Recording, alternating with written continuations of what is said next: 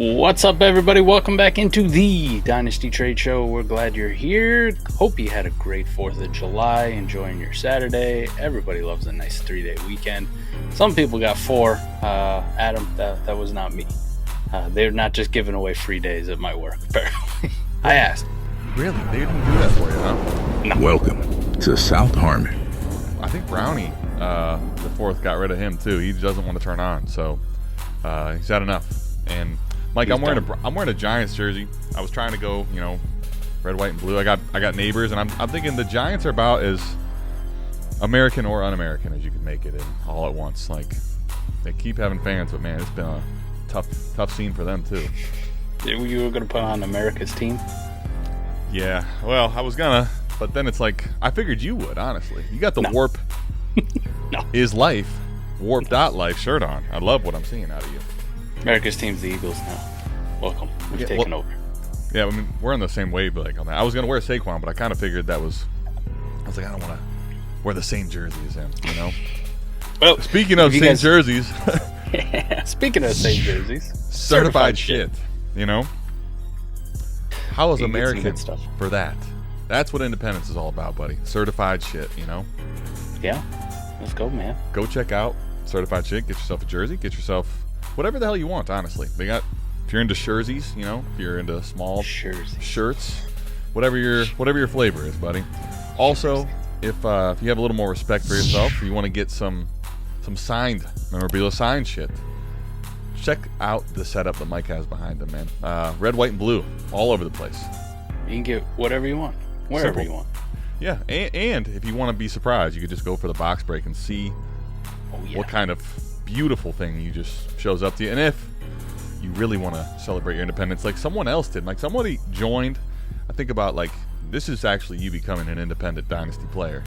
You come join patreon.com/South Harmon. Get your ass in here, man. We have a ball, we have a blast. Mike and I riding the waves of Savage Semester fun a little bit here on the 4th, so bear with us and we'll bear with you, buddy. We can say too, Adam, myself, Fizz, Coop, Redwords. We'll have to see about who else wants to show up. Big, Corey Schumer's gonna be there. He's not gonna miss it. But the place is booked for the Expo 2025. I believe, Adam, that is official dates of August 8th, 9th, and 10th. So locked and loaded. If you happen to be around the Canton area or going to the Expo, look us up, hit us up. We'll be there. I have a feeling, Mike, things are going to get salty. I think Salt will show. He's about, so. Skip, hop, and a drag around the corner. Salt, if you don't show, we're coming to your house, okay? So just show up, I'm pretty sure we have a standing invite to his house to swim in his pool anyway. So. I know. The crazy part, Mike, I thought that kind of sounded like, we'll show up. I think he would. That wouldn't be weird at all for him. He'd love it if we showed up at his house. So, exactly. Speaking of which, let's see if I did any better on the trade, Mike. So here's the thing. We made 2 trades in a startup. I'm on co-commish with Eric Vanek, and you saw last week. Mike, here we'll start off, all right? This is the grind, and I'll be honest with you. This is one of those trades that normally, I would say every now and again I have done it, but normally I don't push in. I'm not looking to push in my first during the startup. Definitely a pause. Long pause.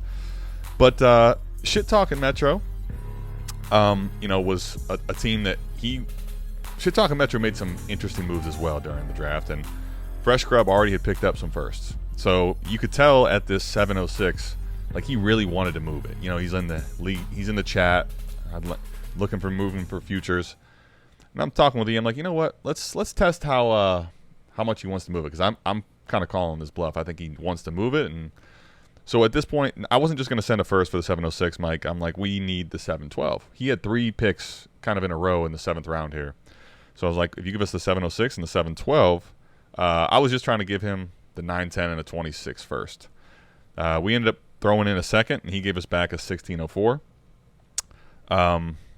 At this point, I felt like our team was solid enough, and obviously there's still holes that you can't foresee coming at any point to where this makes it risky. But getting the upgrade from the 910 to the 712 was the reason I do that. I will give you the names as well. We do have the startup completed. But on the surface, Everything we know about not wanting to push our first and second in the startup. Where are you at with the trade of the principality of the startup?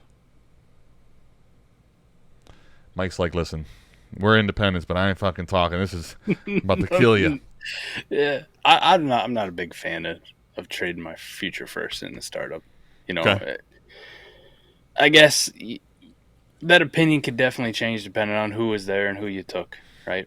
But I also know, listen, I'm looking at this from my aspect. I would have a Yeah. very hard time doing this because there's also a ninth rounder involved.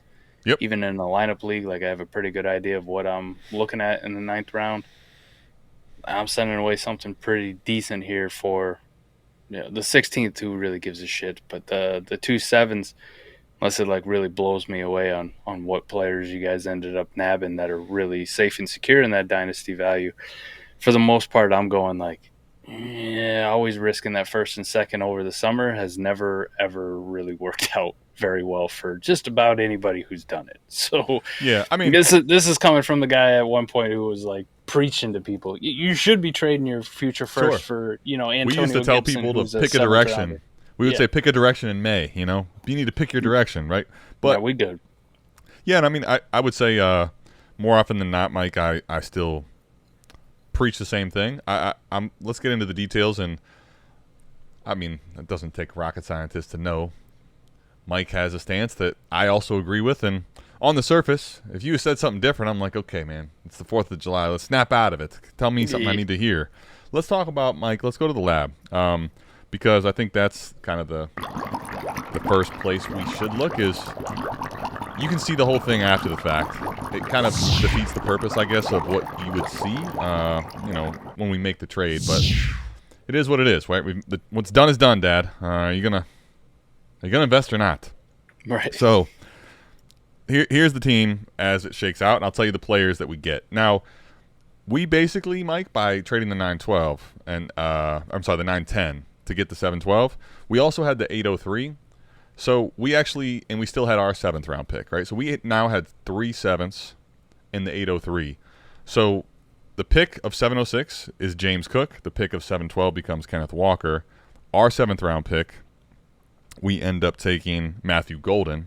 And then in the 8th round, we were I kind of had a feeling no one was going to take quarterback at the turn, which we were correct on, which gave us the opportunity to grab our quarterback 3, Matthew Stafford. So right now the roster as it shakes out, Mike, is Lamar, Chase Brown, Josh Jacobs, A.J. Brown, Rashee Rice, T. Higgins. Listen, keep trade cut really. I don't think they liked Jonnu before, but they really hate him now. That was we got boned by Jonnu, okay? Elijah Arroyo's in the fucking tight end spot, as you can see. Kenneth Walker, James Cook, Matthew Golden, Bayshal Tootin, it's kind of crazy. Like I felt like we got him at a decent value, but his keep trade cut at 3,000 is kind of insane to me. You're telling me keep trade cut says that he's almost as valuable as Matthew Stafford if you look at this. That's bananas to me. Mm-hmm. Malik Willis. Then we have Cooper Rush, our last pick of the draft. Joe Flacco. We have Giddens, Marshawn Lloyd, Ollie Gordon, Damian Martinez, Sean Tucker, Emmanuel Wilson, a whole bunch of Jags. We do have the God, Antonio Gibson, just for you. Where are you at when you look at it overall still now? In the start, this is actually start 12, by the way. It says start 11. This is start 12. Yeah, I'm still not like super excited. I don't know. Like I don't want to blow smoke up your ass, and I always tell you when I don't want you to blow opinion. smoke. I want you to give me the real, please. Yeah, I couldn't have done this. No. Here's a couple things, right? Sure. For people who don't know, I think we've talked about it many, many times too, but I've really shifted towards, like, if I'm going to push in picks, it's going to be when I have the most amount of information to make the most informed decision I possibly can. And that just so happens to be usually within the first couple of weeks of the season, right? Like, you're seeing snap shares play out. You're seeing actual production, which offenses are good, which fucking teams are good, which guys dodged being injured in training camp and dodged all this other stuff, because there's so much time between now and then, and so much bad shit could happen, right? For example, I mean, you touched on one. When you guys drafted Jonnu Smith, you didn't think he was going to go in the shitter, a week later, right? And just absolutely tank. Like, nobody predicted that shit. Sure. Nobody thought that was going to happen. I will say, I obviously didn't project that, right?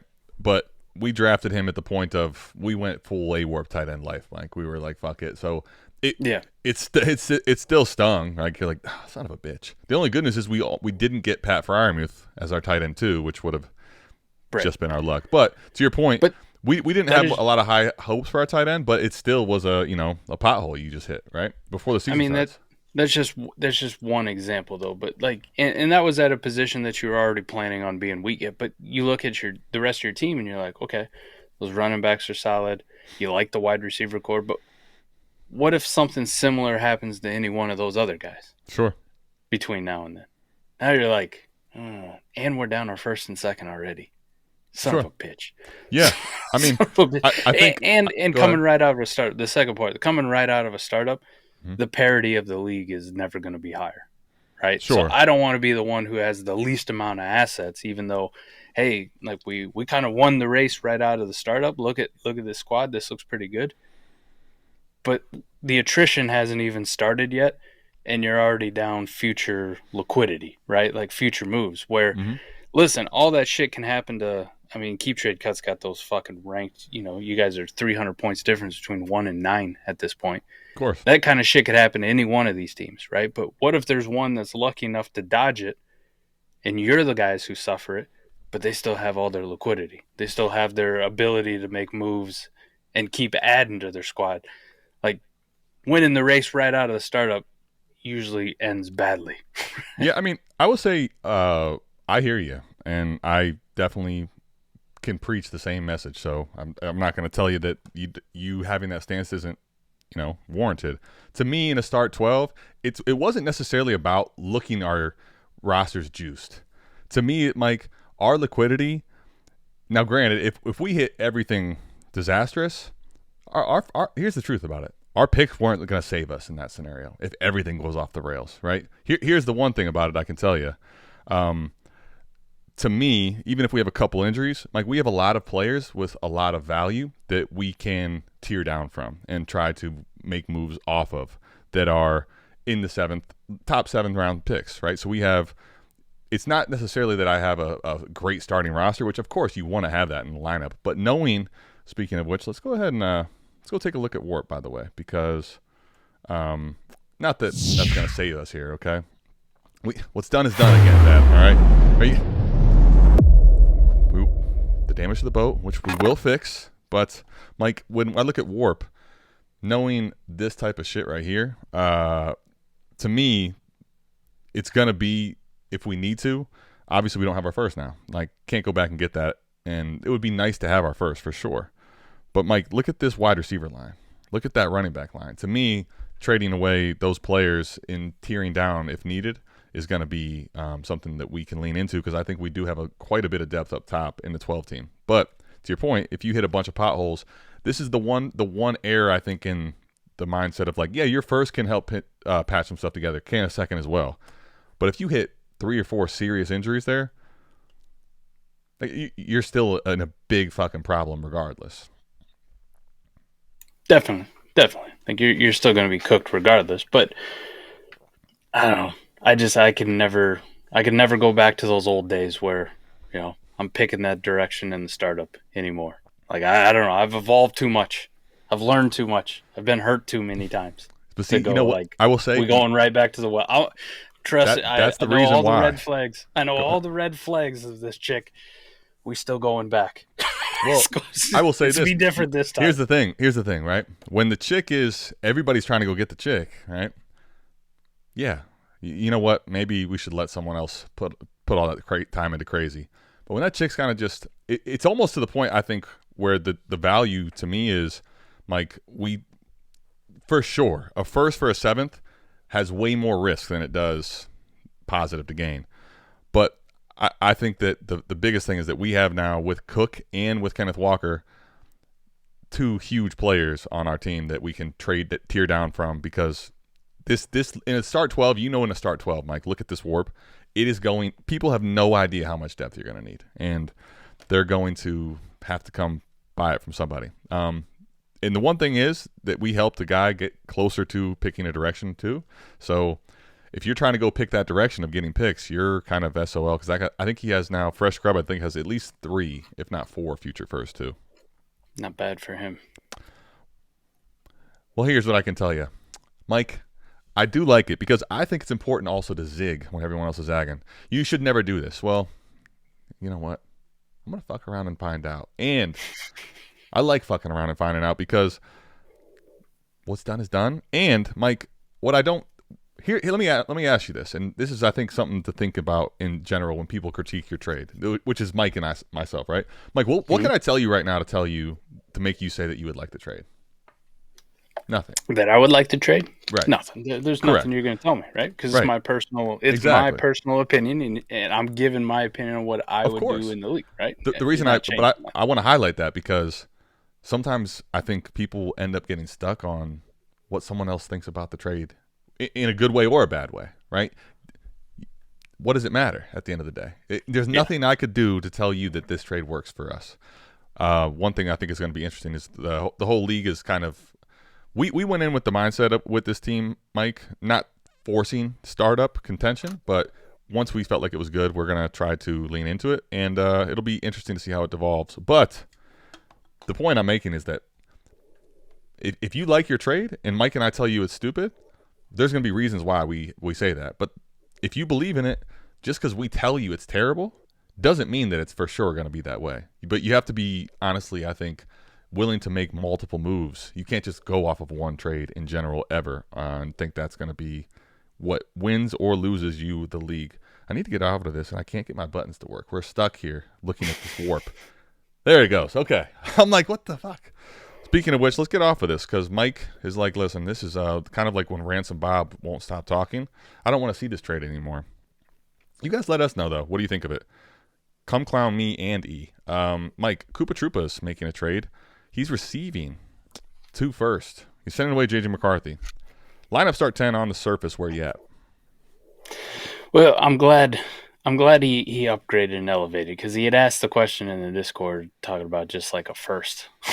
Like, we already ripped him apart for the Michael Penix thing, Sure. just a single first. So if he did that to J.J. McCarthy too, holy shit. Well, I mean, obviously, a lot of it will probably for him come down to warp and lineup size and stuff. But I do think to your point there was like, hey, that's what the Patreon's for, right? If you don't know what the market is, like, or if you're a little concerned on it, right, you're willing to make a trade that's maybe a little aggressive, and everyone's like, well, I wouldn't just do it for 1. All right, maybe I can ask for more. And I don't know that he was starting with 1, but Mike, 2 first here. The big thing is obviously we got to see what's up with Cheesehead. How bad or how good. Typically, Cheesehead's not something I'm not interested in. But Gate 13, giving him his future in 26, and then Cheesehead's first. So we'll take a look at the. Go right back to that lab. We should have just left it up. Yeah, but if I'm going to sell J.J. McCarthy, I'm selling J.J. McCarthy shares, which I'm really bullish on, this is what I need. Like, sure. This is where we start. The two first price? Okay. I need the 2 first price, right? Because Coop's selling at, like, the reasonable level where, listen, I think he can definitely get to 2 first value if he isn't already there right now. Sure. That's not too high of an ascension. But I'm also giving myself a little long-term insurance because you do see quarterbacks flame out and just turn into nothing. You know what I mean? Yeah, right? For sure. Like he's giving himself a window. So getting that pick liquidity of 2 first, that's where we got to start for sure. I mean, there's no question of it. Yep. I mean, I think on the surface, Mike, the reason I'm good with going, I mean, the lab already told you, right? He's number 12. So, all right, I'm willing to go get picks. The reason I think it's 2 first or where I guess I'm kind of hung up on 2 first, Mike, is that makes sense because I think right now, J.J. McCarthy, we have a lot of bullish belief in him and his ability, plus this offense, right? So the 2 first price, Mike, gets me to the point where even if that stuff comes to fruition, like I'm not saying McCarthy can't go past 2 first, but you're kind of getting paid close to the payoff, not the full thing, right? It's like when they give you those cash out bets, right, on your parlays. Like, this is some bullshit. No, I'm not cashing out for this. This is a pretty decent cash out bet to make, right, at this point, I think, where 2 first is, I don't know, probably 80% of what you would if you end up hitting the whole thing, Yeah. That's pretty good though. I mean, that's the reasonable floor that I'm selling JJ McCarthy at. I'm not Sure. doing a first and a second. I'm not doing a first and a couple thirds or whatever it is, or toss in somebody that I don't know. I'm trying to think of like a value range of a player somebody would try to toss in where I'm like, I'm good. I don't really give a shit. Like a Bayshaw Tootin. You know what I mean? We I, just brought him up earlier. no, for sure. No, I no, think I'm good, man.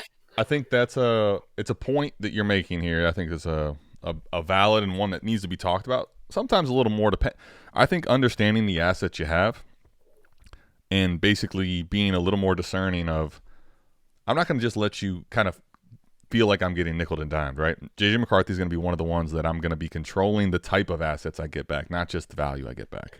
That's probably the thing about JJ McCarthy. Let's do some crossover here. Like we think about where he goes in startups right now, and you and I talked about it, and we're talking about his trade value, that kind of thing.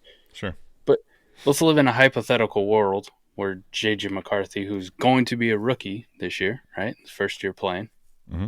going to be a rookie. He's had a year of, sitting on injured reserve, watching and learning and being in that room.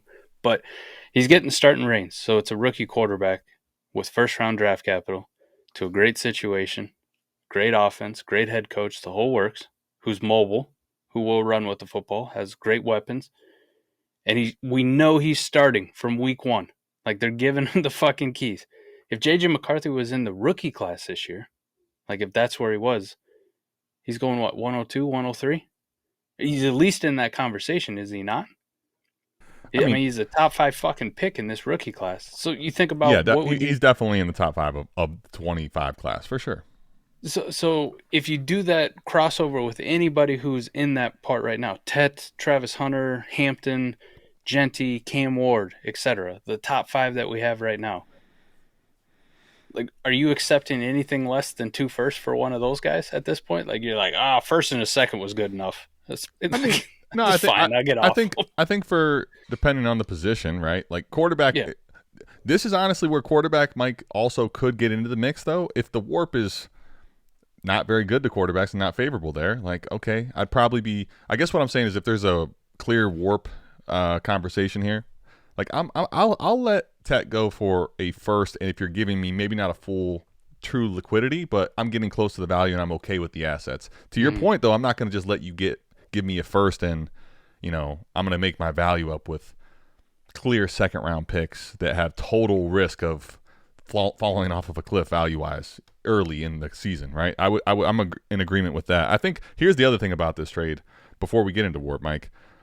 Really interesting because I was kind of envisioning this backwards where I'm thinking, okay, well, one, gate 13 all the way down here with that eagle sign just doesn't seem to math out too well. But I was kind of envisioning, okay, gate 13 clearly feels like really great about his team, and he's going to add in someone else's first that could have some upside.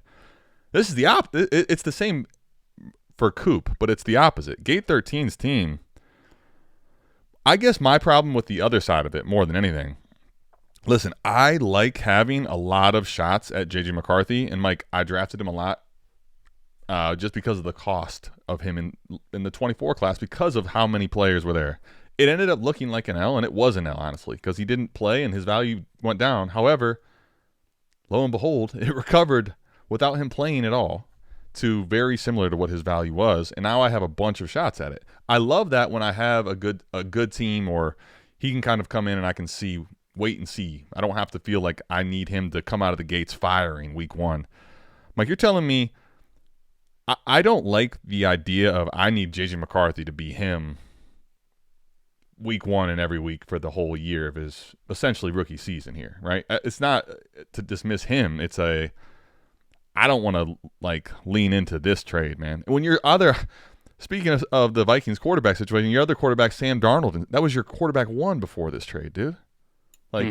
He's a quarterback room of shit. JJ McCarthy is instantly the best thing on his roster as far as quarterbacks go. Right, but this would go back to the same decision, sure. But was it worth to? This roster isn't worth me betting on my first and adding another one because I don't think personally, maybe I'm wrong, but I don't think this team is now clearly like, okay, we're ready to go. Like if you told me McCarthy can come in as my super flex option, right? And I can kind of have the upside of him and also, be willing to my team is good enough to handle the storm when he has, some off weeks. Yeah. Well, like JJ McCarthy, I think will have some growing pains, right? I think anybody will. And I don't know. I don't like this for him at all. Do you? No, I'm not saying I'd buy it for this at all.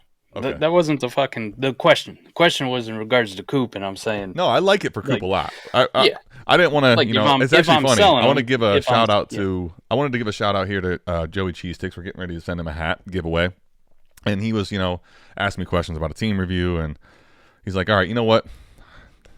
Enough of this sucking dick." He's saying it was too kind in there. I'm done on Independence Day just blowing Coop. I mean, this is a great trade for Coop. I love what he's doing because I think he's getting out at a cost, which makes sense. Plus, he's already Mike. Here's the other thing: we didn't even touch his. We'll go back to, I guess, doing it for.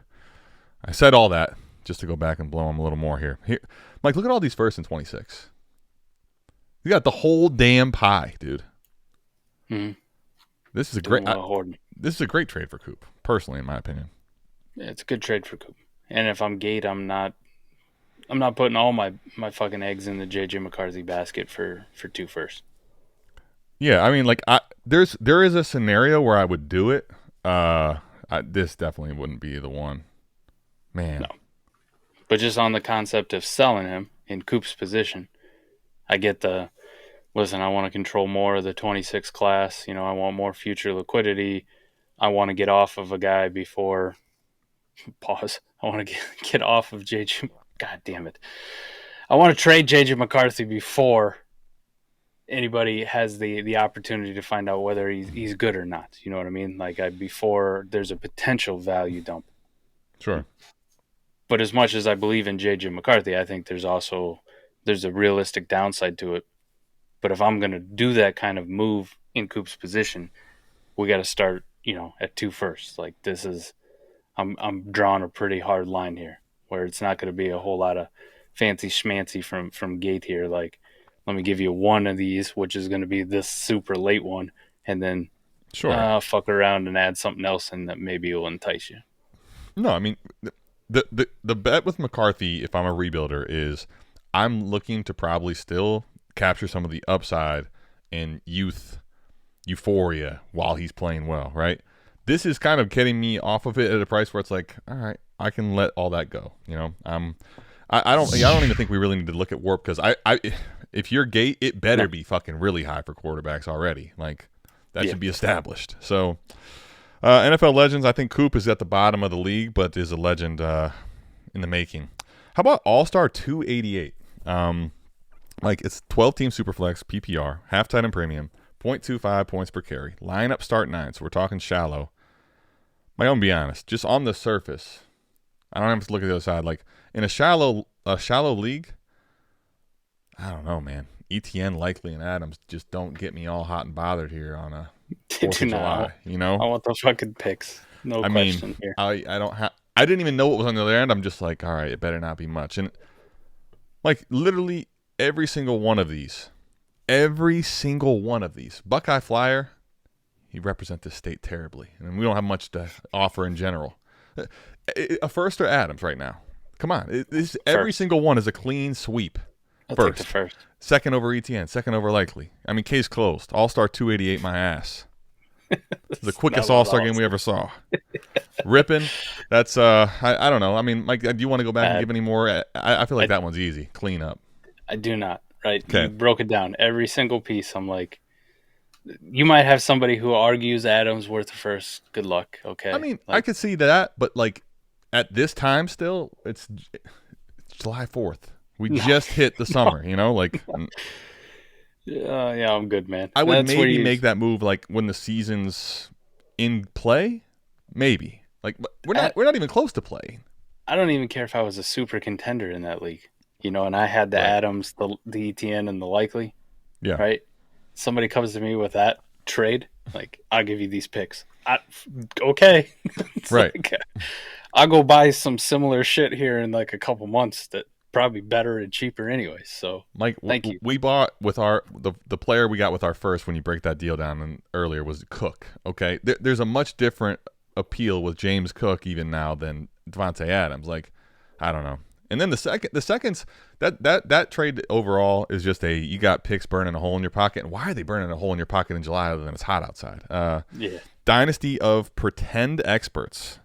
I feel like that's a personal shot, and I'll be honest, I am a pretend expert. I showed a trade that I made when we look back 2 years ago. Holy crap. 12-team, tiered PPR, lineup start 10, Mike. You had your chance with J.J. McCarthy. How about Bo Nix on trial now? It feels like this is interesting. Trevor Etienne, but, I mean, he's the piece of the deal that doesn't really belong. It's a similar conversation, though, right? 27 and 28 first. Yep. And Etienne. Bo Nix, though, proven as of last year, where McCarthy still needs to prove some stuff. So there is a difference in cost, but where are you at with this one? Yeah, not as many questions, right, around Bo Nix, because we've actually seen him play, and we've seen him do it, and we've seen him do it at a high level. And we've seen him put up fantasy points. And their offense, by all accounts, got better this offseason, right? So, I mean, the arrow's pointing up. If I wouldn't pay 2 firsts for J.J. McCarthy, I'd say I'd definitely pay 2 firsts for Bo Nix at this point. And especially if you told me it's 27 and 28, we're pushing that other one way the fuck out. Way the fuck out. It's not like I'm putting my feet to the fire in 26. I'm giving myself a 2-year fucking window here to recoup some of this value in case I'm wrong. That's nice. That's a nice move. So as long as the WoRP makes sense for this league, and you had a quarterback need, I'm hoping Bo Nix isn't like the fix all that he's going to be my QB1, right? But if you're upgrading your QB2 position with Bo Nix, you're doing a pretty good fucking job with that draft capital, as long as the WoRP matches up.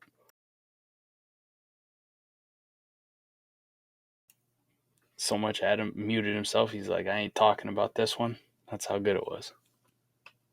That definitely part of it, but I was pretend experts. It felt like you didn't need to hear from me anyway. Was what I was kind of getting at. True. But Mike, you tell me what you're seeing here as one of the experts on this. This WoRP line, Mike. I'll say this to your point about the 28 first being in play here. Right, I want to go to the lab to confirm that if you're feeling like your team's very strong and Bo Nix secures that up pretty well, throwing my 28 first in to get a guy as young and talented and, as highly valued as he is, I'm not opposed to that. This is one of those WoRP lines where, Mike, I feel like the bet of Bo Nix makes sense, but it's also he better be Bo Nix continued, right? He better, you can't afford any type of fall off, right? Right. You put this WoRP line's not great for the quarterback. Exactly. This is why, Mike. I love what it is. I love Lamp. I love WoRP. Because if you told me this line, Mike, where the red is at right here, let me give you a little visual. Kyler Murray. If you tell me that's kind of hanging with the skill players, and then the red line doesn't get very close. Mike, when I see the red line this close to the tight end at 13, I'm not everything necessarily in love nice with it. Everything nice I just said without the context. It's a good thing that I said we'll have to see what the WoRP says about this one. But this is why we look at the WoRP on this one, and this is why WoRP is so fucking important, and this tool is. You look at it and you're like, nope, I'm not doing this one. I wouldn't have done this one. There's no fucking way I would have done this one. Yeah, I mean, like... This is how you misuse future draft liquidity, future draft assets, value. This is how you burn up dynasty value, is by spending it on stuff that doesn't actually contribute to winning. Which, no offense to Bo Nix, he had a fine year, but when you have a quarterback WoRP line like this, getting a QB, let's call Bo Nix 8 to 12, Adam, generously, is a misuse of what those assets could have been. You could have been using them on wide receivers. You could have been using them on running backs. The elite tight ends up here, like those guys would matter to this format, this start 10, like those elite ones. So, I'm not a buy Brock Bowers, buy Trey McBride, like that kind of thing. But if I had 2 firsts that I was thinking about doing, why not explore something like that? Because buying one of those tight ends is going to mean a hell of a lot more to my team than it is going to be buying a QB 8 to 12. I will say I like Bo Nix just fine. Now, me too. Everybody has an opinion about Bo Nix, so that almost carries no weight. People are where they are on him if they like him or don't. I'm okay with where his current cost is. I think the risk of him, though, are, when I say sophomore slump, I'm talking about maybe not being quite as damn good as he was last year. He was pretty freaking good as a rookie, man. Like, when I say that, like, to your point, any type of a step backwards, Mike, what I just saw was Jalen Hurts even last year was at quarterback 6. I think Bo Nix, if he plays well, could be a top 5 or 6 quarterback at, probably ceiling, right? That's probably ceiling. It'd have to be one hell of a... And I'm trying to be as nice as I can to the guy. And people are probably going crazy right now, but it's the 4th, okay? But, Mike, to tell me that he couldn't be Jordan Love? The problem, I think, is the risk and reward doesn't weigh enough to the reward side, where my risk is giving up all my... I haven't seen him. We'll go to the lab. Let's go to the lab before I say all, but that's a huge chunk of your future, and it's out in 2028. Mike, I just feel like, to your point where you said it was misused, like, man, we got to pull up this. I don't even know if it matters, but I feel like there's no way you don't have other holes on your team that you could put those first two. And even if you don't at the moment, Mike, the point you talked about at the beginning of the show with my trade, there's a lot of things that we don't know about what's going to happen in the season to where those firsts will give you 2 firsts especially, right? I think that's why I like having clusters of picks. 2 firsts gets me into a conversation for Bo Nix, right? Like, it gets me to almost any player in the range of 90+% of players right off the rip. So I don't know. I would have rather kept the liquidity here, unless you're telling me this is the only hole. And even then, I just don't know. I would have rather paid even more, Mike, honestly, to go get an elite quarterback, frankly. Yeah. You see it on the surface. I was like, okay, this makes sense. Let's do it. Right? And then you dive into it and you're like, no. Dude, I mean, Mike, here's the other thing. He already had a Bo Nix. Well, that's what I was going to say. I would much rather have Bo Nix. Jared Goff can't run. But, Mike, couldn't Jared Goff have gotten me just as far into the course of the early part of the season just fine? And I had Russell Wilson in there even, crustily. Yes. And now, Mike, this is one where I think what you did personally, you have a great build already, right? You have so much built well when we looked at that WoRP, right? You got Malik, you got Puka, you got Chase. Those are all get-out-of-jail-free cards, so to speak, as far as liquidity goes. But you don't want to tear away from that, right? You got Gibbs, you got Jacobs. Bo Nix is like, I guess when I look at that roster, the level of improvement that it just got when I look at WoRP feels minimal before I even look at the cost investment of what I just sent away. Yes. Yeah. It's a misuse of assets is what it was. Speaking of, it wasn't the same trade, but there's Devontae Adams, the first. Yeah, it's a misuse of assets. I'm good. And here, dude, you know what? Mike, are we starting this a little earlier this year? Do you see what I'm seeing? The last 2 trades? Is it hot? Is it hot down there? It is. People are burning holes. People are. Oh my gosh! And you know what? I have no room to talk because what did I do? I spent my pick in a fucking startup. Damn it! I have to go showing off like that. Guys out here just sending away picks. Apparently, I need to go send out some deals for picks. Now everyone's like pretend expert trying to tell me what to do. Look at him sending his startup picks. My taxes aren't exactly in line. The last chance you, Mike. All right. So we do have the players in here, right? 103 is Amon-Ra Hampton. Because we can't see shit. Well, we do. However, the lab is up and in the way. So, Mike, you have Amon-Ra Hampton at the 103. You have Mello at the 212. That pick we have not seen what it becomes, but I don't think it matters. I just know it's Mello's second. We got Will Shipley and Brenton Strange.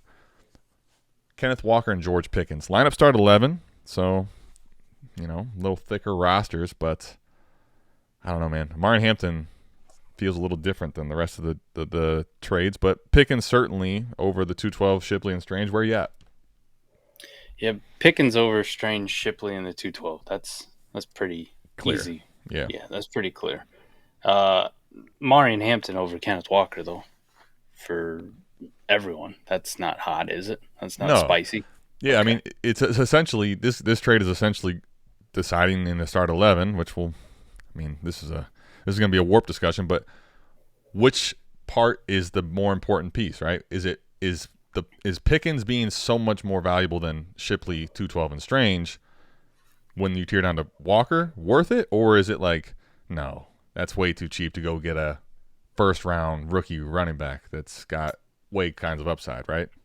I think Stash here, who got Amon-Ra Hampton for this, is feeling pretty good about himself. You know what?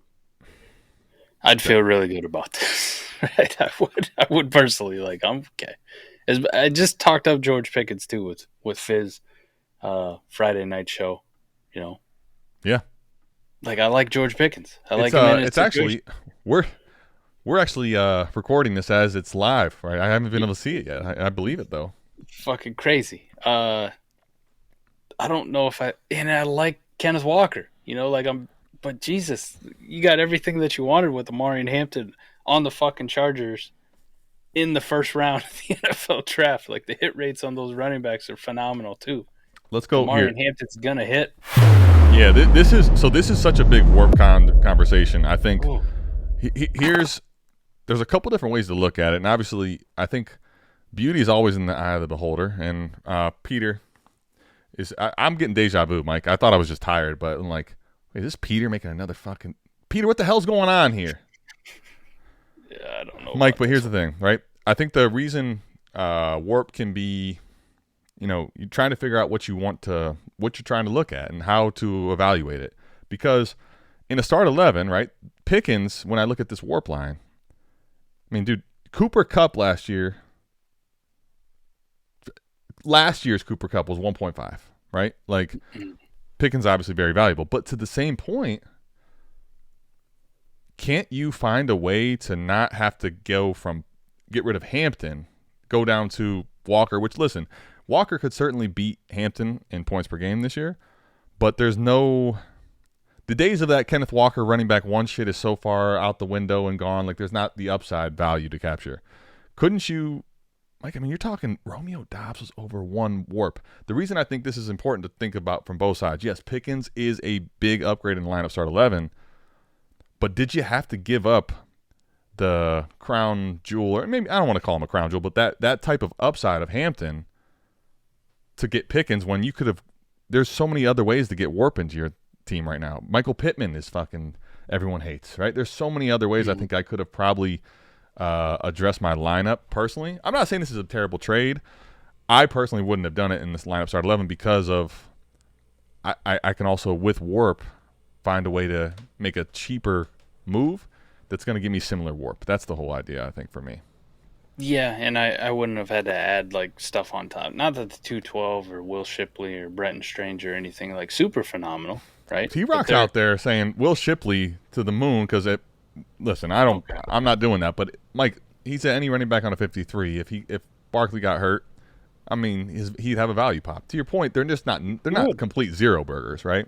They're not complete zero burgers, and Bretton Strange is, for now, the starting tight end.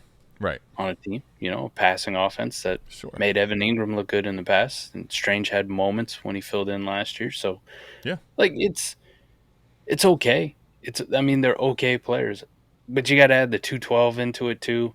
Like, I think that's a move where if I wanted to tear down to add more in the start 11, right, from Amon-Ra Hampton, not the pick, but Amon-Ra Hampton himself to Kenneth Walker, I'm like, okay, that's a reasonable tear down for me. Right. I'm going to need you to toss in like a George Pickens, man, to make this tear down. And then it's clean, done deal, we're out the gate. It becomes more convoluted where I'm tossing in stuff that does have some dynasty value I could have used elsewhere, because you talked about all the players down here where it's like, dude, you let them off the hook. You let them off the hook with all that stuff coming back. 100%. They're giving one warp down here or whatever the fuck it is. Like, for the 212, Will Shipley and Bretton Strange, I could probably buy, like, we're talking about, I might be able to buy a fucking Michael Pittman. Well, dude, that's what I was going to say. Mike, what I was going to say is just to kind of highlight the point you're making. Think right now although seemingly we're getting ready to pivot into picks are worth nothing, but this pick will become a player, 212, okay? So there's that part. But think about right now, 212. What type of player could just the 212 get you? I mean, there's plenty of players I think even the 212 potentially could get you in this range, a fucking Thielen. I mean, I'm not. Yeah. You wouldn't have to spend all that. My point is, Yeah. if you inserted, just think about it that way. Forget, we haven't even talked about at this point the difference in Hampton and Walker at the moment. Put that aside. That's almost upside that you can capture, because if that 212 trade gets you even close to Pickens and Warp, you win. You still keep all that Hampton upside, and then you still have, what happens if Strange has a pop week and you can sell him for something? What if, God forbid, Saquon Barkley has an injury, even if it's not the whole season, for 4 or 5 weeks? Like, no.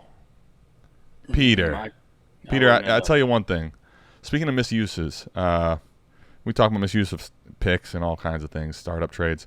Misuse of the Patreon. We're here. We're here. Tag us. Mike, I promise you one thing Mike won't do is sugarcoat it. He'll tell you the fucking how he feels, you know? Right. Yeah, I wouldn't have done this, Peter. I don't like this. This startup. Listen, I like my Peter more than yours, but I wouldn't have done it for yours either, you know? Startup wise, he traded back from the 3rd round of a startup to the 6th round, where Kenneth Walker's going. I think it's important to think about, to highlight that value gap, right? Yes, you could argue that Walker could keep pace and maybe outscore Hampton easily, sure. But Mike, what does Hampton have? It's literally like how he plays. If he gets some runway and he gets full head of steam, buddy, you know what this player could become? I mean, you're talking to a place Kenneth Walker has no even hopes and prayers of getting to. Omar and Hampton has a good month to start the season, better than people expect, Mike. He would be in a redrafting startup 2nd round pick for sure. Yes. Yeah. No question. That's the difference, is value insulation of Hampton outside of a significant crazy injury, and the upside you get to capture, and potentially production.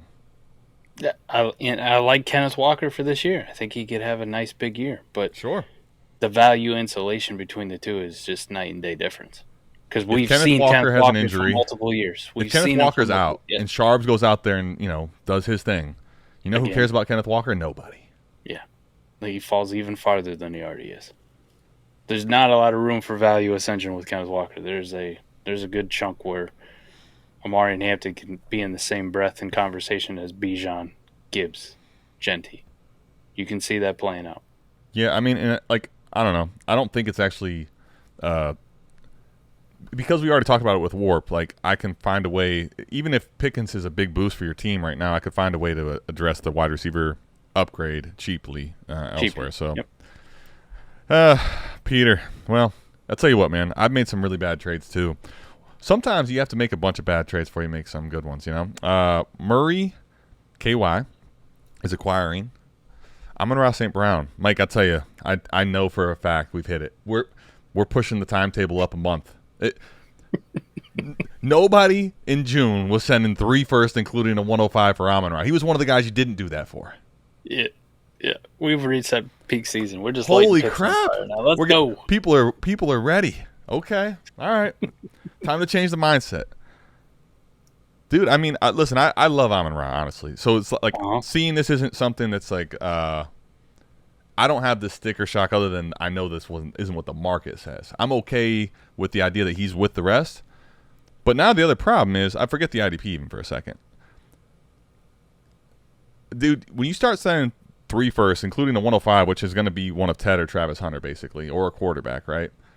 Man, Amon-Ra has to be him. Like, you're trading for him to be that wide receiver 3 in WoRP that you got last year and stay there. Like, that's you've already sent that for that, I could tell you it's definitely not Travis Hunter. Why is that? Because this is lineup start 10, IDP start 11. That's fair. Well, it's Tet then. Fine, good. Your point. Travis Hunter's going at the 101. Yeah, IDP, good call, right? Good call. He's going. So if you put him out of the mix, it's either Cam Ward or Tet McMillan, right? For anybody who wants to argue that, in IDP leagues, usually DBs are defensive backs, the position, whether they list them as corner, safety, just DBs, whatever the fuck it is. They are probably the most worthless position for IDP, right? There's so many of them that put up fantasy points, like they become like tight ends, where they just don't fucking matter. Just close your eyes and pick one. So they become irrelevant. Like they're just irrelevant. Except for the fact when you talk except about for this guy plays both. Yeah. when you talk about the fact you could start a wide receiver in your DB slot, you know what I mean? All Yeah, of a sudden that becomes incredibly fucking right. valuable. Listen, the point that Jacksonville made about why they sent the Browns so much, which the Browns will make all that value erode. I'm not worried about that. The comment he made is very much a comment of someone that would play in an IDP league. Yeah, we feel like we got 2 players out of this. Okay, Yeah. but you're playing real football. We're playing the game of WoRP and fantasy football. Mike, one of the things about if you're not familiar with WoRP, it gets fun when you take a look at these ones, buddy, because there's a lot of lines and a lot of colors when we get to IDP. So this is where understanding the WoRP tool, you can click all those colors and manipulate to see what you need to see, because there's a lot of Easter feel right now. Yeah. How do you want to dive into this?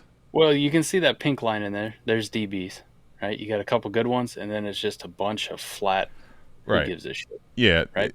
And this is the IDP problem, I guess, is where and we've done it. You've had multiple leagues where we've been in where you got to basically keep juicing the scoring to the defensive players to get them into the elite mix. And if you don't do that, it just kind of becomes a. Yep. I mean, that's about as flat as a line could be, Yep. So with this whole jumbled clusterfuck that it looks like for people here, the biggest takeaways is that still in this league, elite quarterbacks, elite running backs, your elite wide receivers are pretty good. Everything else, I don't really give a shit because it kind of just tails off, right? Or it's already starting from a bad warp spot to begin with, so whatever. Those are going to be the weakest part of my rosters. If I'm focusing roster construction, I want to focus on getting elite quarterbacks, elite running backs, and like the super elite wide receivers. But you see, when you start taking away some of this stuff, the wide receiver versus running back quarterback line becomes really fucking disgusting, where it's like, okay, that is clearly third choice, right? The Chases, the Jeffersons, the Neighbors, the Amon-Ras. While I like them, I should be putting more fucking emphasis in Jane Daniels, Lamar, Hurts, Josh Allen, Saquon Barkley, Bijan, Gibbs, Ashton Genty. Like, these should be my primary focus. So then you sit there and you go back to the trade, and I say in most fucking leagues, Adam, most leagues, almost universally, it doesn't matter if it's Chase, it's Jefferson, whoever the Neighbors, your guy. You come to me with 3 liquid first for a wide receiver. In the big caveat here, you give me one in the top 6 in the current class, and now, I mean, dude, you're done deal. You can almost get rid of format for him. You have to get to an extreme format for me to not be auto saying yes. We had this conversation recently with the guy who did the team review, Cameron Myers, right? I mean, I don't know, man. It's you just take them. Yeah, you just take the picks, man. Like sometimes you don't have to get ahead of yourself and just make the process play. I understand it can be tough in the moment when everyone's trying to get rid of picks too. But I think the point I was making about how you're paying already for Amon-Ra to stay there. Now, Mike, yeah, sure. If he's, up here, okay, yeah. But, Mike, now the fall of if he isn't that, you literally burned money completely because look how flat that line gets. Yeah. It's not good. Your room, there is no room for error. Secret Service, consequences. I mean, you're talking, Mike, honestly, this trade could work out. But it has to basically hit close to 100 percentile range for it to work out, right? Worst case with that 105 pick that he got, right, is Ted McMillan. Yeah. Yeah. I mean, that's worst case for this warp. It'd be the worst case, right? If they were dumb enough to let you have Amari and Hampton with that running back warp, thank you. If you're dumb enough to let Cam Ward fall to the 105, even QB 12 on this warp graph is better than wide receiver 12, so thank you. Like, I appreciate the you letting me have it. So even your if pick is made for you, that 105 too. That's the other nice thing. It's a mindless press of the button, right? You know what you're doing. Amon-Ra was number 2 last year in Warp. Ted could be fucking top 24, and the difference between 2 and 24 is minuscule. And you got 2 other liquid first to add to this, right? Right. Like those are definitely going to make up for whatever that small gap is to begin with. So. No, I this one. I love this for the guy getting the picks, and I couldn't have done it to send this away for Amon-Ra. No fucking way. Yeah, I think Mike. I'm thinking about it a little bit, right? And I think some of the stuff you're saying, combined with just thinking about why this is happening earlier, It all makes so much sense. I mean, the group think and narrative is so strong about get rid of your 26 picks too, right?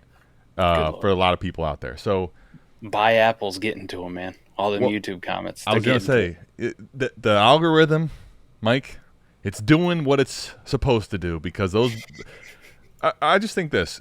To me, even on my contenders, Mike, I've got an offer sitting out there that I told them you have the day to think about it. 4th of July, I'm not going to mess with it. Mike, on a contender, I will still sell for liquidity right now if you're going to pay up full boat or past that. And this is one of those conversations where, listen, yes, picks can't go into your lineup, but that's only temporarily. You don't have to hold the picks for that entire amount of time. And everyone else's roster will change as well as yours. So sometimes you just take the picks, man. It's July, guys. Yep. We have, as much as you guys want football to be here, we got a little bit of time here. All right, Beagles. New patron, new Savage tier member, Mike, Xavier Worthy, and a 26 first from T. Nizzle. Say that 10 times fast. And he's sending away Braylon Allen and Breece Hall, so the running back duo, a third in 26, and $100. $100 cash. BDGE League 39. Mike, 12-team Superflex. It's regular PPR. This is probably, pretty standard. It's a half tight end premium with PPR scoring. My first question to you is going to be this: what is the difference before we break the trade down? What's the difference between Breece and Worthy right now at the moment? Like for me, like what? Yeah, value wise. Yeah, just discussing it. Yep. If I was competing, and I had decent running back WoRP in the league, and I wanted to go to a Breece Hall from Xavier Worthy, I'd be comfortable probably paying a second, at most, like at best. I think that's where I'm at. Adding a second to Worthy to go. Adding a second to Worthy to Breece, and making the WoRP move. If it is a normal PPR league where we saw a running back WoRP be really high, but if you want to look at the multi-year WoRP on it, and the last 5 years, the wide receiver line kills the running back line historically. Mm-hmm. So we're really approaching like same tier. Like I'd probably just rather keep Worthy, to be honest, and go shop at a different running back store. While I understand it's probably an upgrade for people, I'm like, what's Alvin Kamara cost instead? Like, can I keep Worthy and just send a second for Alvin Kamara? Like, can I do this a lot cheaper? Yeah. I don't think Breece Hall is that exciting for me to make me want to add too much to Xavier Worthy. Yeah, and I mean, listen, we're going to, as always, go to the WoRP tool. But when I think about this, right, I think sometimes you look at a format like that, right, and it's like, it's pretty vanilla and basic. So I think a lot of people might be like, you don't need to check. I'm telling you, Mike, I do it almost out of habit now. And the reason is, sometimes you're going to get exactly what you think you are. But there's plenty of times where that trade could say the exact same format and the WoRP actually looks decently different. And one thing this WoRP is not making me feel good about at all, bro, look how, even if you're more of a Worthy naysayer, look at this line. Look at this blue line here. I get a first and Worthy? Mm-hmm. Is Braylon Allen back in the top 15 running back mix? What's going on here? Let's not do this shit. Dude, I mean, not again. The difference in the 26th third and the 26th first, before even looking at T. Nizzle's team.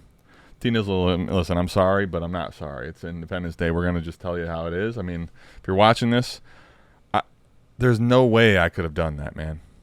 Like, I don't – because I guess the problem is, think about the Kenneth Walker thing, right? Same class. Breece Hall certainly has more, upside, and people think more highly of him. But he's kind of fighting the same battle still, right? Like, he has to get back to high-level production for his value to increase. I'm not saying he can't do it, but the bet is already kind of – you're pigeonholed a little bit. Like, you are swimming upstream with Breece. He's good enough and talented enough to fucking do it, but you just gave away your flexibility and a very good player and valuable player, at least, even if you don't think Xavier was a good player. Let me just put that out there. He's a valuable player in start 10. I mean, dude, Mike, Chris Godwin played how many weeks? He was wide receiver 27 last year. Like, this would have to be I'm trying to think realistically to give a better idea, like how far off it is. Like what player would Breece Hall have to be for you to make this move? It's got to be a lot higher than Breece Hall, man. Gibbs. I was gonna say you got. The truth of it is, I probably don't do this, Mike, if I'm not getting a Genty, a Gibbs, or a Bijan, and I almost guarantee that's probably not happening, given the way people are throwing picks around at the moment, right? Yeah. Like I'm good, man. Like I'm good. I don't. Here's the thing about Worthy too. I kind of feel like I'm on an island with him. Like he was my guy going into last year. That's good. That's good perspective. I mean, it's okay to be high on him. Fine. I mean, he was my guy going into last year, and then week 1 I looked like a genius. And then the next couple of weeks, I look like an idiot. And then we kind of bounced back. He roller coastered for sure, you know. And then we look kind of like an idiot up until about, week 11, which kind of coincides with Rashee Rice going down, don't it? Right? Where you're like, sure. Ooh, okay, now they're starting to figure out how they want to use Xavier Worthy. Yeah, the concern was after he went down, it was like, they're trying to, and it didn't feel like it was happening. But then you did start to see, obviously, they're working at it, and he was starting to get more reps, more run, and more targets, and more points. I don't understand why there's not more hype around him. Like why I kind of feel like I'm out in front of this, and maybe it's me, but Adam, I want to give you some simple facts on Xavier Worthy, and I'll let the people decide. I'll let you all decide. This was a rookie wide receiver drafted in the first round. Okay, last year. Yeah. To Patrick Mahomes and Andy Reid on the Chiefs. Good offense that we like. Who also just happens to set the record for fastest 40 time at the combine ever, so we know he can fly. Now, he had moments earlier in the season, but let's talk about the end of the season, Adam. A rookie wide receiver doing this at the end of the season. I mean, in crunch time, fantasy playoffs, man. Week 15, 20 points. Week 16, 20.5. Championship game, 22.9. Right? And then you actually see in the playoffs with Kansas City. Playoffs? The championship game and the Super Bowl, 22-35. Like, this is what Xavier Worthy was putting up. This is the run that he was on. And we're talking about a rookie wide receiver drafted the first round to a great offense that set the combine fucking record for speed and finished the season on a fucking flurry with everybody, like, in the fantasy playoffs, like, everybody watching the Super Bowl, everybody watching the AFC Championship game and watching him do it. And then we head into this offseason, it's like, yeah, but Rashee will be back. Like, Xavier Worthy ain't that good. I don't understand how he's not like a 4th round startup pick at this point for a wide receiver, right? I mean, I actually, like, I'll say this. The case for I can see both cases. And everything you're putting down I'm with. Like, 4th round though, I was like, okay, all right. There's my guy. That's what I would need from you, because that speaks to your difference to probably where. What is he actually going? Is it 7th or 6th? 6th round. Okay. Round. But you and I both love Rome Odunze, and we've talked about like Rome Odunze in like the late 4th, early 5th is fuck. That's perfect. Where the fuck would you be at on Rome Odunze if Rome Odunze finished with multiple 20-point fucking weeks to finish the season in his rookie year last year? Like, yeah, I hear you. Rome Odunze would be drafted in the 3rd round. Sure. Fucking startup. I think the offense, obviously, Chicago's offense was just the difference in the offense period is so bad last year. But the thing about it is, I think with Worthy, the reason I feel like it's strong is he was already a polarizing player. Like it or not, that's the reality going into it.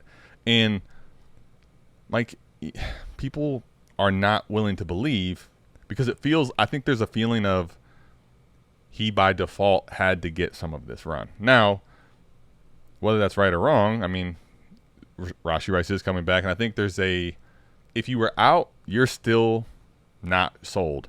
The crazy part actually is with as well as he played, because he had some great games. His total, like, now again, it's a raw counting number.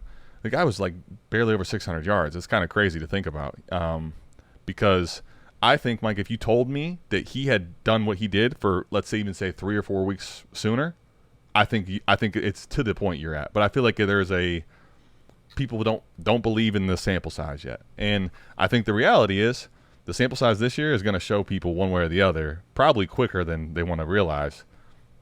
he's either going to pick up where he left off and completely put all the doubters wrong, or if Rashee Rice takes over the spot and Worthy becomes more boom or bust.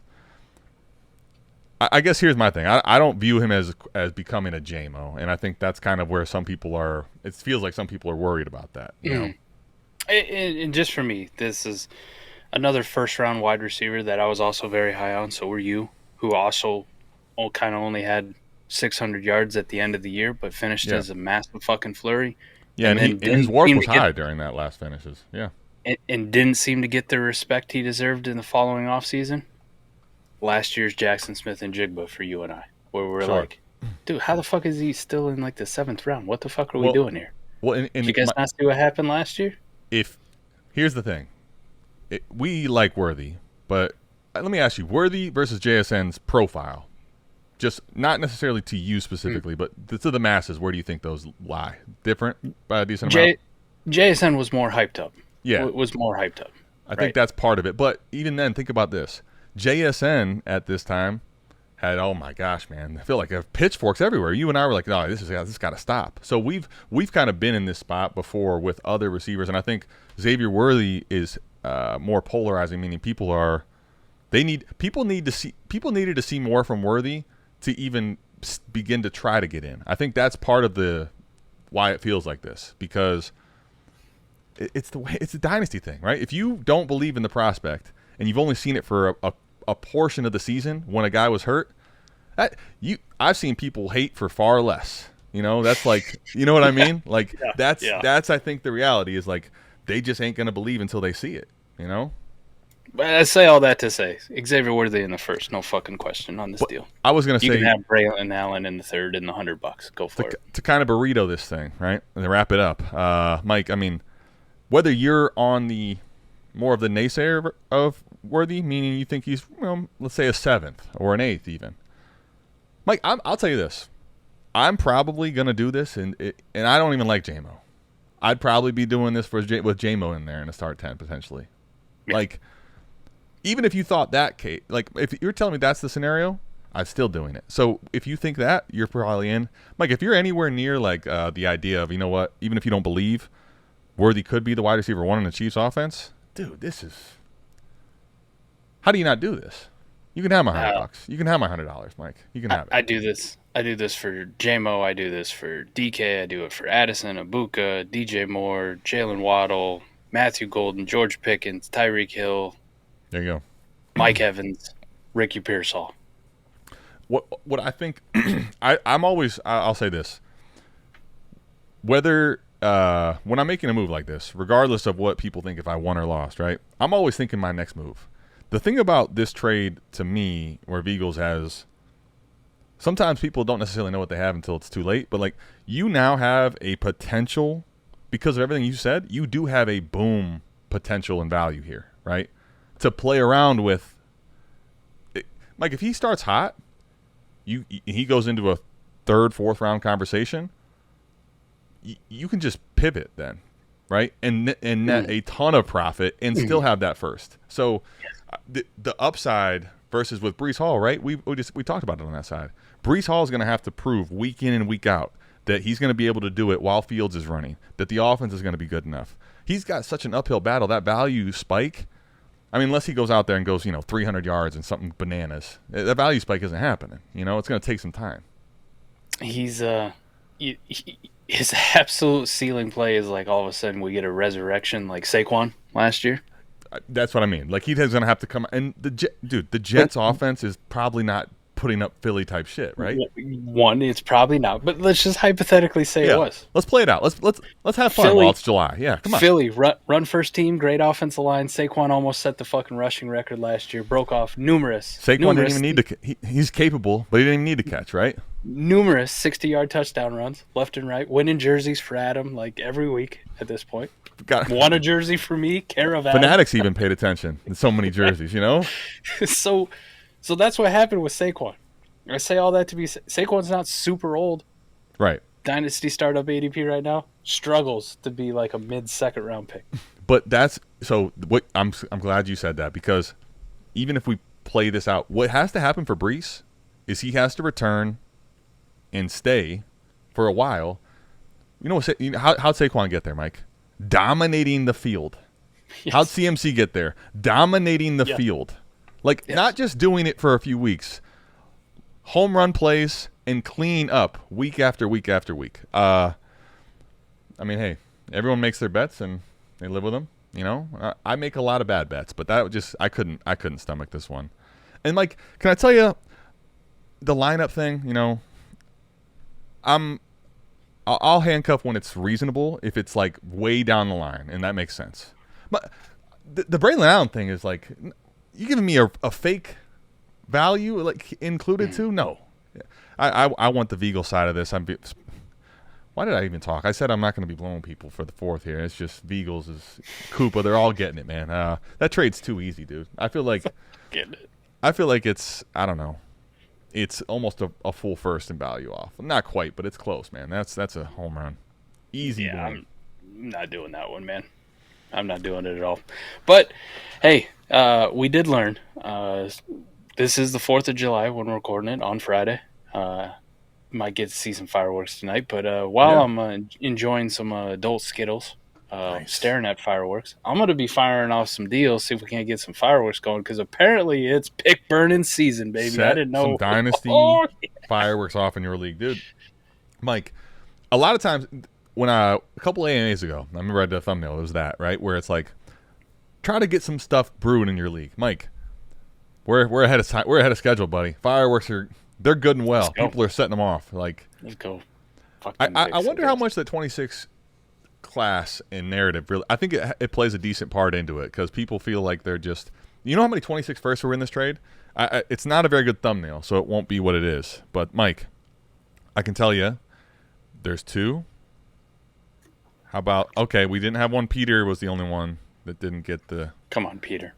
Peter, if you just would have added a 26 first, the whole trade show featured 26 first. Come on, Peter. I think that narrative is increasing the Fumbled. the weird feeling of why is my pocket getting hot? Oh, Mike, I tell you what, it's always a weird feeling, but I'm gonna on some of my contenders end up pocketing some 26s. I think here, buddy. Easy. And when we did the team review with Shane last night, kind of the same thing. He wants to compete, runner up. He wants to win this year, but it's also a pretty prudent move when people want to just toss these fucking things away. I just put them in my pocket, and kind of like our first deal we talked about with you and Eric, come see me in fucking September, all right? Then I'll see whatever's getting out of you, like when I know a little bit more. 100%. You just want to give it away now, I'll take it. Listen, if you're on the other end of that, right, you're like, all right, if it doesn't hit, it doesn't hit, but I know even then I'm okay with a late first. But if you fuck this up, I get to fire your ass.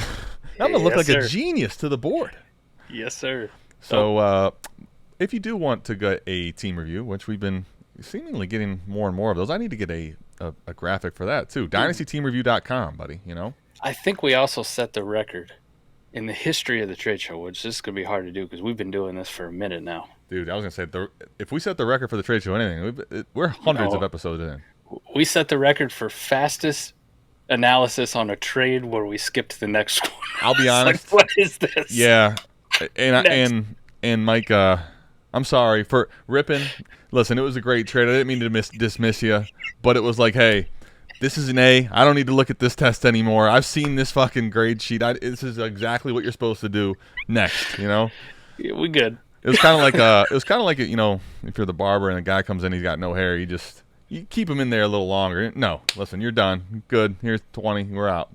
Mike, that was somebody do me a favor when you watch this back, right? Put it in the comments. Like you'll make my fucking week if you do this. It was probably less than 30 seconds. If you can time that one, time it from as fast as Adam went. Mike, put the trade on until the fucker left the screen. Listen, I'll say this. In some of our weaker moments, we know exactly how long that is. Yes, we do. Yes, we do. And that is what independence is for. But yeah, go check out DynastyTeamReview.com if you want to get a team review. Also, we have look at Mike rocking the WoRP shirt. merch is on its way. We got a merch channel getting the details put together, but it's coming. Of course it is. Speaking of really fast, we have signed shit. If you're not into that, we got memorabilia, box breaks, always happening. Ultimate Autographs, our partner, preferred partner, and if you do, like me, like to have investments, Saquon paid up for a lot of the bad ones I made, because I mean, Noah Fant, DK's on a new team. It got ugly, It got out of hand fast. So certified shit. If you need to get some new jerseys, if you hit one, Gibbs, and you just got to get the new number. I mean, there's all kinds of different reasons. It's the 4th of July. Have some fun, Certified shit. Just Treat tell yourself. them we sent you. Yeah, exactly. Mike, that's all I got though, buddy. Anything from you? I'll tell you this. Happy 4th, man. Hard to believe. Mike and I have now we started South Harmon 3 years ago, 2022. And where it is now to where it was then, holy Santa Claus shit, buddy. Happy 4th, huh? Man. No. I remember, Mike, when we first did it, I'm like, I don't want anyone to see. I don't want anyone to hear this or see this. I was, just me and Mike having some bourbon, talking some shop, Are we 3 or 4 years? Well, let's see. Yeah, math is tough. 22 to 23 would be 1. 23 to 24 would be 2. Because we're about to hit our 4th expo together. Yeah. Well, right, but we basically, like, we met in 2022, right? So we had the expo, like, what was that? Sure? Yeah. 20. Oh, you know what? I'm tripping. You're right. When time flies when you're having fun. 2021. Like, you're right. 2021 was when South Harmon was started. 2022 is I stand corrected. You are correct. No, we're 2021, man. I went 2021 back was our first ever Patreon. 2021 South Harmon was the first one. So that's 4. Count July 27th of 2021, the first ever Patreon podcast. It was terrible, but I told everyone to stay away from Trey Sermon. Yeah. Flashback. I'll tell you, I don't even know. You'd have to do some digging to go find those early ones, but we had a lot of bourbon and a lot of fun, buddy. It was 2021, man. 4 years together, buddy. Yeah, you and Mike, don't let me take that year away, because that was a fun ass year. They've all been fun, but it's kind of crazy to think that's 4 years. Let me see. That was prime. Jamar Chase doesn't wash his ass and can't catch footballs because there's no stripes painted on him. Yeah, I mean, how far we've come, how far we've come. Mike, can I tell you, back when quarterback hoarding was more of a popular thing. Right now, it feels like the community as a whole very much more against the principle, and I think that's part of why the market is the way it is. But Mike, at that point, if you did it and you leaned into it, buddy, I drafted Baker after Jamar Chase the next round, but 6-7 picks later, buddy, I made that move, and he had to give me something for Baker Mayfield. And it's even worked out. It hasn't worked out all the time, but it's even worked out for Baker last year. But that, you got boned on that one. That's one of my decent trades. Okay. You did. I mean, love it. We'll take it. But yeah. Well, happy 4th to you, buddy. Happy 4 years of us being together, knowing each other, thanks for having catching me on company that, together. By the way. Yeah. I'm not out here trying to cheat the guy out of a whole fucking year. I count by expos. You know what I mean? And I remember the first one. We're out in the middle of nowhere in the booties. You're right. We took prom photos. We prom did. photos. We did. I was 100 and probably 5 pounds at that point heavier. Yeah, Mike was Mike had a whole nother person he was carrying around him, And we had 2 years at the school. R.I.P. to the school. We miss you. Well, think about that, right? That's what I was kind of. We're just yapping here. Happy 4th, everybody. But memory lane. I mean, Mike, from that moment, then to think we found the school and we lost the school all in that time. Holy crap! Let's Holy go. shit.